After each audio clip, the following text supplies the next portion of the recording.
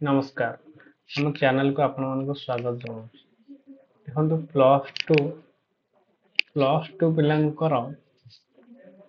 form fill up date पलि आसी जो कि 24/5/2025 काली ठारू आपण मानकर फॉर्म फिलअप स्टार्ट होची लास्ट डेट रहउची 30/6 जून 30 रे लास्ट डेट रहउची एवं 7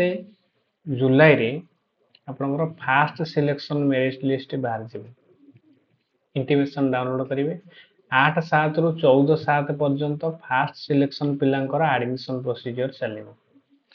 एवं तापरे 9/7 रु 15/7 मध्यरे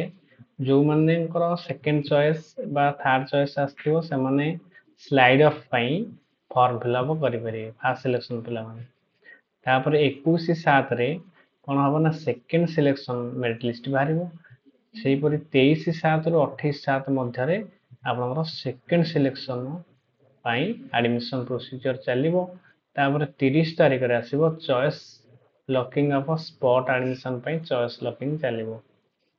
एही परि इन्फॉर्मेशन थिला एवं आमे देखिबा आपरे डॉक्यूमेंट कोन कोन दरकार पड़छि प्लस 2 पिलांकर फास्ट डॉक्यूमेंट दरकार पड़छि आपनकर आधार कार्ड टी दरकार पड़िबो तापर कास्ट सर्टिफिकेट आधार कार्ड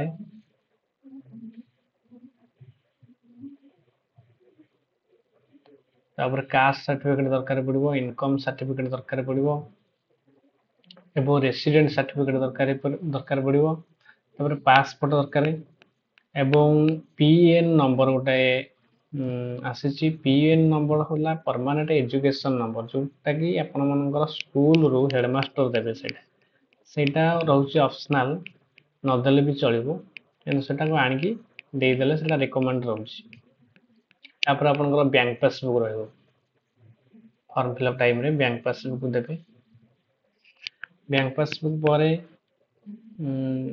एतिक जिनस अछि तापर एडमिशन फी जदि हमें देखिबा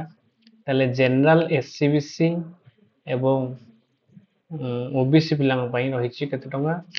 आपनकर 200 टंका रहिछि आउ एससी एसटी पिलांग पई